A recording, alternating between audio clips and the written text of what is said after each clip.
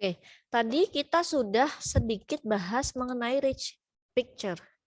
Jadi rich picture ini kita bisa gambarkan masalah-masalah apa. Jadi untuk di awal ketika kalian bingung nih, masalahnya itu masih terlalu campur aduk, Bu. Masih terlalu campur aduk. Saya bingung mau menentukannya itu fokusnya pada masalah apa. Katakanlah gudang. Gudang itu bisa dalam sisi perencanaan pembelian bahan bakunya. Bisa masalahnya itu terkait dengan pengelolaan bahan bakunya, first in first out-nya, atau bisa terkait dengan penataan tata letak gudangnya, ya bahan bakunya itu ditatanya bagaimana, kan masih sangat kompleks. Nah ini kita bisa gambarkan coret-coret pada gudang, pada rich picture. Jadi contohnya nih, kalau dari sisi bagian ya. Kalau kita lihat dari sisi perusahaan nih, dari sisi proses produksinya nih, bermacam-macam. Ini kita lihat dari sisi proses produksi atau perusahaan itu dari pelanggannya, buyernya. Masalahnya kompleks. Ini akan dikirimkan ke pabrik garment atau ke toko kain atau ke agen tekstil dari PT-PT ini. Ya, ini berarti ke konsumennya itu pabrik garment, ini lebih besar lagi berarti ke toko kain atau agen tekstil. Ya. Atau kita lihat dari kompetitor. Kita lihat kalau kita harus bisa bersaing dengan kompetitor ini nih. Karena kita rebutan si pelanggan tadi ini, ada 3 jenis pelanggan yang kita rebutkan ya dengan kompetitor lain. Nah, untuk menghasilkan produk sehingga memenuhi permintaan buyer tadi, kita harus lihat bagaimana kemampuan produksi kita. Berarti dari produksi ini kita harus lihat kemampuan bahan baku kita ini bagaimana dari supplier tadi.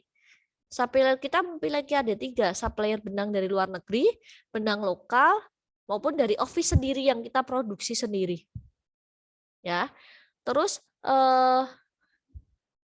dari sisi pelanggannya, dari sisi marketingnya kita bisa menggunakan internet katakanlah, ya. Nah, dari sisi masalahnya ini kita bisa di departemen desainnya kenapa? Jam stop karyawannya yang terlalu tinggi, ordernya sedikit, ya, atau padat pada musim-musim tertentu saja, efektivitas kerjanya rendah. Nah, ini kita bisa gambarkan semuanya dalam rich picture. Ya. Nah, kita masuk itu ketika kita akan menggambarkan suatu kasusnya. Nah, kita masuk ke dalam penulisan tinjauan pustaka. Kasih sini aja. Sebentar. Kasih sini aja. Pak Sayuti kan. Nah, kita masuk ke tinjauan pustaka. Hati-hati dalam penulisan tinjauan pustaka. Jadi, agar pustaka-pustaka yang kita ambil itu tidak tercecer kemana-mana. Terkadang kita tuh hanya copy paste, copy paste, copy paste. Nah, ketika kita akan memerlukan lagi, kita nggak tahu ke waktu itu kita ngambilnya dari mana ya. Kita nggak tahu sumbernya dari mana. Nanti terkait dengan penulisannya akan lebih dijelaskan menggunakan, ada salah satunya menggunakan Mendeley. Nah, kita harus benar-benar persiapkan mulai dari tahap persiapan. Mulai dari tahap persiapannya, ya. Ini kita harus lihat, kita harus tulis dulu. Ya. Topik-topik yang akan kita ambil informasinya itu terkait topik-topik apa yang relevan. Ini untuk mengidentifikasi jenis publikasi yang relevan dalam topik penelitian kita itu apa. Terus kita tulis kata kuncinya apa saja ya yang relevan dengan penelitian kita. Katakanlah misalkan terkait dengan kualitas berarti cacat, kualitas, proses produksi, NG, itu kan kata kunci. Mengutamakan pemanfaatan perpustakaan. Ya, perpustakaan itu sekarang banyak kok, ada juga digital library. Ya, atau dari situs-situs jurnal-jurnal open access ya, OJS, Open Journal System. Nah, setelah itu kita mulai ke tahap pencarian dan pencatatan tadi. Kita menyusun daftar sumber informasi yang telah diidentifikasi. Misalkan, oh saya ngambilnya dari Sinta, jurnal yang terakreditasi Sinta 3. Jurnal apa ya? Katakanlah ada jurnal teknik industri itu banyak opsi, misalkan. Atau dari Science Direct, atau dari Elfire. Banyak sekali. Nah, menelusuri kepustakaan terhadap sumber-sumber tersebut. Ya, terus kita mencari referensi secara sistematis. Nah, menentukan cara lain dalam mencari sumber informasi, mengelompokkan ya. Nah, ini kita harus kelompokkan. Masuknya kemana ya? Katakanlah ada beberapa metode, ini masuk ke metode yang mana? Tuh. Terus mengubah simbol dan warna untuk memudahkan pengelompokan kata ini kita harus susun dari awal. Sebenarnya sekarang lebih mudah sih dengan menggunakan Mendeley tadi. Nah, dalam tahapan penulisan penyusunannya, ya penulisan tinjauan pustaka harus merupakan satu kesatuan, ya. Dalam kontennya, gaya bahasa, kalimat yang dipakai, ini kan kita harus melakukan yang dinamakan dengan parafrase, ya. Terus kita melakukan kutipan parafrase tadi, meringkas.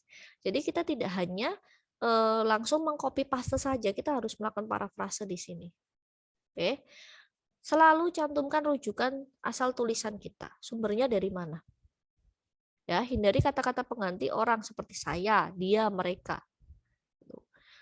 Ya, dalam tahap penyelesaian memperhatikan tulisan sesuai dengan pedoman ejaan bahasa Indonesia. Dan kita harus cek lagi, ada yang typo nggak di sini?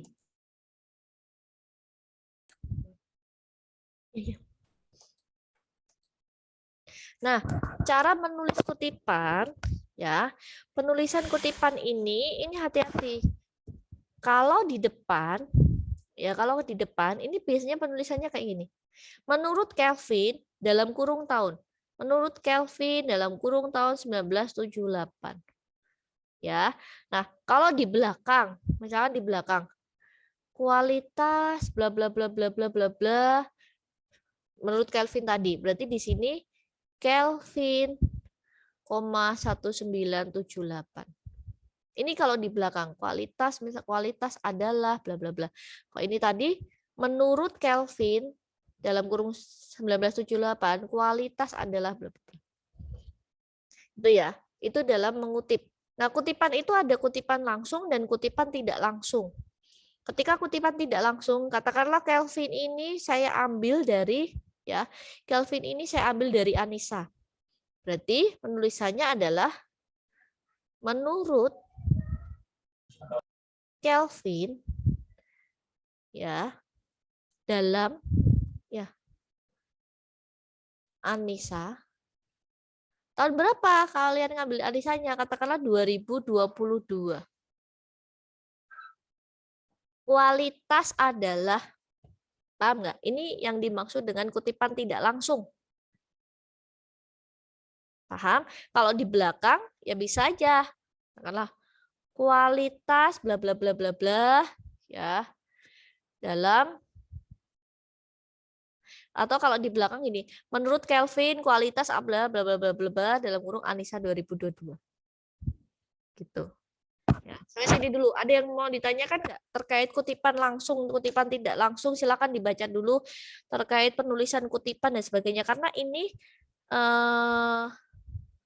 yang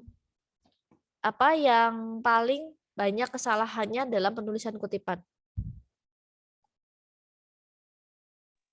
Izin bertanya, Bu. Ya, silakan. Itu yang kalau Anisanya itu dari laporan Anisanya ya, Bu ya? Apa gimana, Bu? Iya, dari papernya Anissa. Berarti ngambilnya misalkan kalian ngambil kutipan tadi, kutipan kualitas adalah bla bla bla tadi, tapi bukan dari sumbernya, bukan dari si Kelvin. Menurut Kelvin, tapi kita nggak ngambil dari Kelvin, kita ngambilnya dari Anissa. Berarti kan itu merupakan kutipan tidak langsung ya. Jadi kutipan tidak langsung itu yang kita ambil dari orang lain menurut seseorang lain juga. Jadi katakanlah menurut Anissa ya, tapi si Anton itu ngambilnya dari Prima. Si Anton itu baca menurut Anissa itu dari Prima. Nggak boleh, Anton itu nggak boleh langsung mengutip menurut Anissa dalam kurung 2019, nggak boleh. Karena ngambilnya dari Prima. Jadi menurut Anissa dalam Primanya tahun berapa? 2022. Nah, kayak gitu. Jadi kita harus mengambilnya dari mana? Gitu. Ya, jelas ya. Oke, ada yang lagi yang mau ditanyakan di sini? Jelas? Ya, Bu. Oke. Berarti kita kalau ngambil kutipan misalkan di laporan orang berarti boleh Bukan ya di Bu ya. laporan Tapi ya, nggak boleh di maksudnya laporan ya, di paper ya, di jurnal ya. iya maksudnya di papernya digital gitu. Tapi intinya mah cantumin papernya. Harus kalau misalkan kutipan, tapi hindarilah kutipan yang tidak langsung. Jadi kalau bisa kalian mengambil kutipan yang langsung. Dan yang nggak boleh misalkan dari kutipannya si A udah dikutip oleh si B, dikutip lagi oleh si C, itu kan sudah dikutip beberapa kali kan. Nah itu lebih baik mengambil dari yang pertama dulu. Gitu ya. Jelas? Kalau Oke. Bu mau nanya lagi Bu. Oke.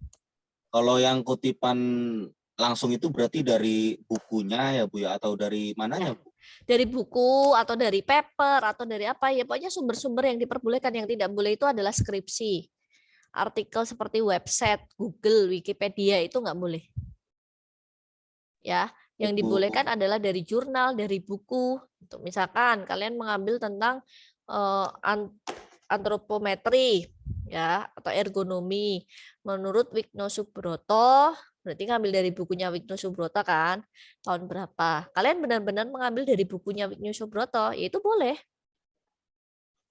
Itu boleh. Itu ya. Ini kok di saya kok malah error. Itu jelas sampai sini? Jelas Bu. Oke, sekarang kita lanjut. Ibu, mohon maaf, Arif mau tanya, boleh nggak, Bu? Silakan. Perbedaan kutipan dengan catatan kaki itu apa ya, Bu? Oh, kalau footnote itu biasanya diberikan ketika misalkan nih, kita dalam pembahasan kita itu tidak mungkin kita jelaskan secara penuh di laporan kita. Nah, kita harus ada catatan kaki di situ. Catatan kaki itu dibuat oleh kita sendiri. Jadi bukan dari referensi. Kalau kutipan itu kan kita mengambil referensi orang lain ya. Referensi dari orang lain. Omongan dari orang lain. Kalau catatan kaki itu ya catatan kaki dari kita. Misalkan katakanlah apa ya? Value stream mapping, dikasih catatan kaki, terus di dalam kurung FSM, value stream mapping. Nah, selanjutnya kita kasih catatan kaki FSM dalam kurung value stream mapping. Gitu. Contohnya salah satu catatan kaki itu gitu. Tapi kalau di dalam penelitian ilmiah biasanya jarang digunakan catatan kaki itu. Itu ya. Oke, kita lanjut. Ini juga cara menulis kutipan. Ya, menurut Kelvin 1978 katakanlah. Kalau 2 bagaimana? Tuliskanlah nama terakhir masing-masing. Katakanlah Kelvin dan George tadi. Kelvin itu, dan ingatlah yang ditulis adalah nama belakangnya saja. Ya, misalkan menurut Robert Kelvin dan siapa George gitu ya. Misalkan. Berarti di situ Kelvin dan George, nama belakangnya saja. Nah, kalau lebih dari 2 ya kalian cukup tulis at all. Tidak perlu ditulis keseluruhannya. Ya.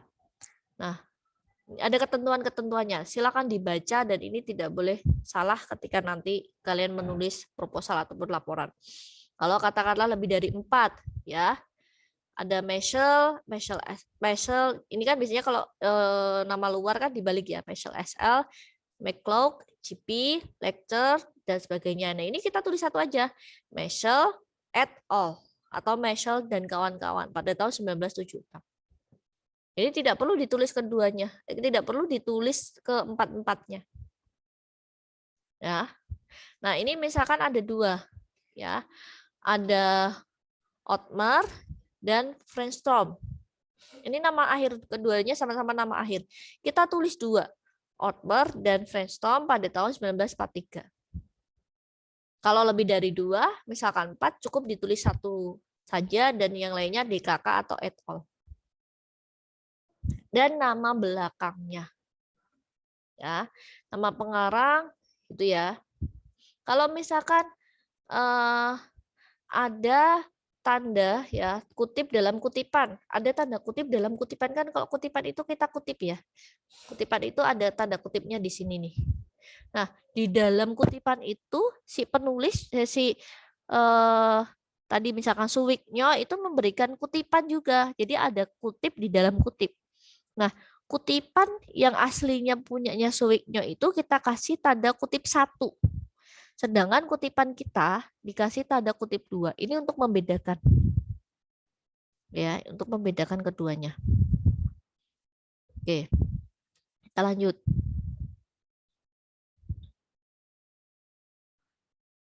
Oke. Jadi jelas ya. Ini kalau misalkan 1,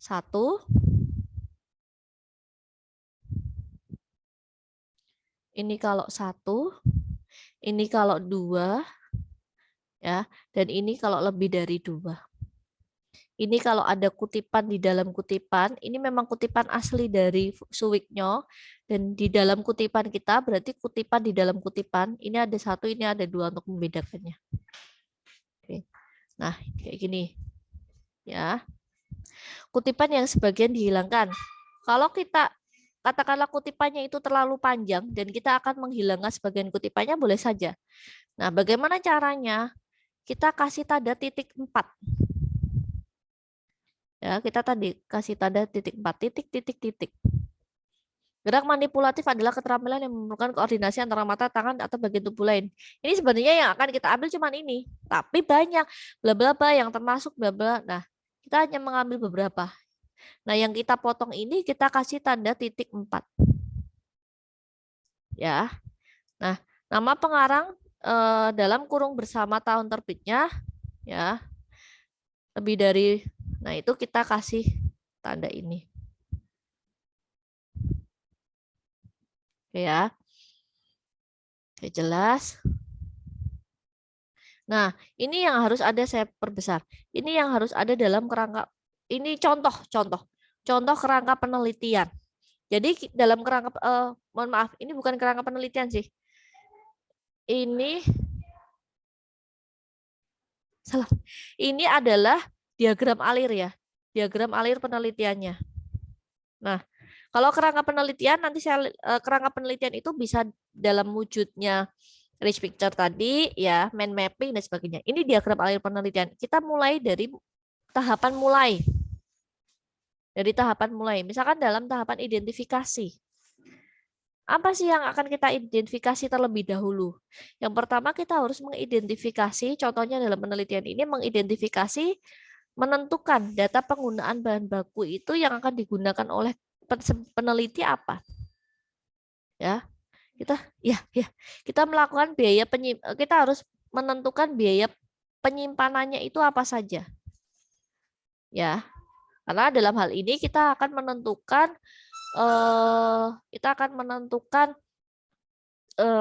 analisis persediaan menggunakan program dinamik.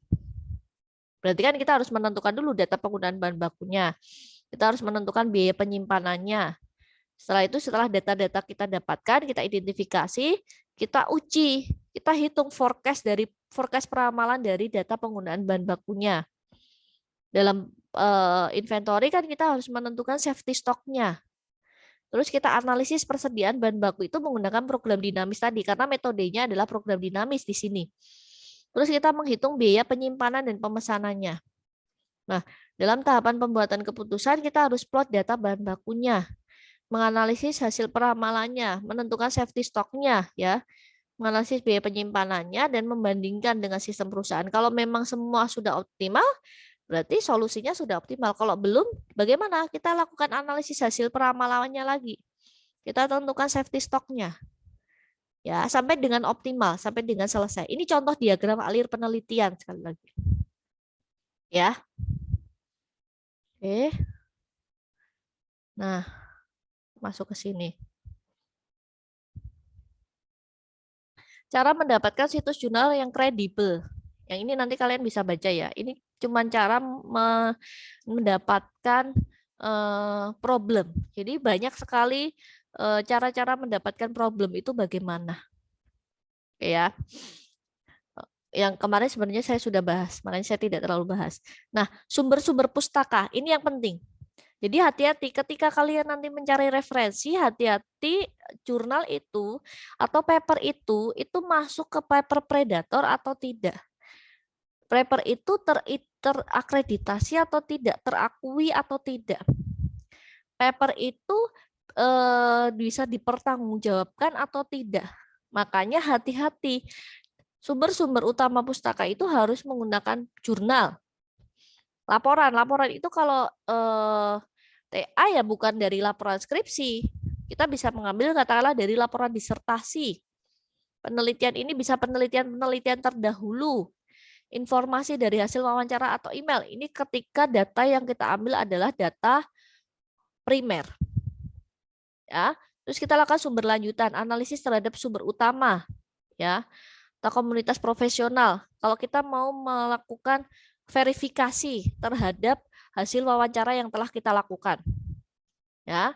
Terus kita lihat jurnal yang sudah direview berpasangan.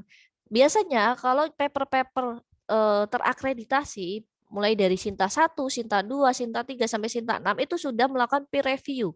Sudah ada peer review-nya. Jadi sudah bisa dipertanggungjawabkan. Apalagi paper-paper internasional yang sudah terindeks Scopus. Hati-hati ya. Internasional itu tidak semuanya dapat dipertanggungjawabkan. Jadi sebisa mungkin kalian harus lihat paper ini sudah terindeks Scopus atau belum ya di situ. Nah, cara mendapatkannya nih, kualitas jurnalnya. Kalau di dalam internasional, paper internasional itu menggunakan kuartil biasanya. Di situ sudah lihat, atau kalau misalkan kalian pengen lihat Sign Direct itu kalau di Scopus sudah memiliki nilai kuartilnya kuartil berapa ya. Semakin kecil angkanya itu semakin tinggi kuartilnya. Jadi mulai dari Q1, Q2, Q3 paling kecil adalah Q4. Kalau dalam Indonesia, jurnal Indonesia itu Sinta. Sinta 6, 5, 4, 3, 2, 1. Paling bagus adalah Sinta 1. Tapi banyak sekali jurnal nasional terakreditasi di dalam teknik industri. Ya, jadi kalian lihat paper itu sudah terindeks Scopus atau terindeks DOAJ atau belum? Ya, atau terindeks Google Scholar atau Sign Direct. Ya, atau Scopus atau Garuda, banyak sekali. Banyak sekali dia itu terakreditasi atau terindeks di mana. Atau bisa minta saran dari pembimbing misalkan atau dari peneliti terdahulu. Ya, kita juga harus cek domain situs jurnal itu, memastikan memang kredibel atau tidak. Biasanya menggunakan .edu, .org, .net atau .government. Itu biasanya jurnal-jurnal yang kredibel.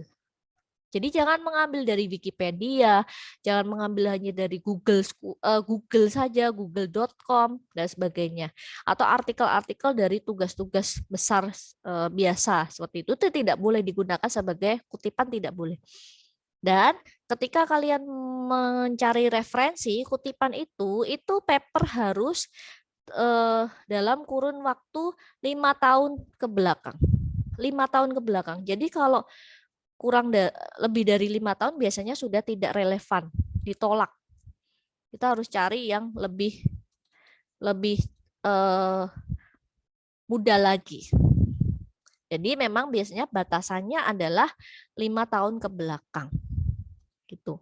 Oke, sampai sini ada yang mau ditanyakan teman-teman? Silahkan. Ada yang mau ditanyakan? PPT-nya semua sudah saya share ya di grup ya. Sudah saya share di grup. Kok share di grup di BOC? Silakan, ada yang mau ditanyakan sebelum saya tutup? Halo? Tidak ada? Ya, Bu, tidak ada, Bu. Kalau tidak ada, saya mau izin ambil dulu ya. Bentar. Jadi silakan kalian sudah bisa gunakan untuk menyusun laporan KP ya. Bagi yang mau laporan KP, apalagi yang KP-nya pengen MBKM, kalian harus harus mulai dari sekarang.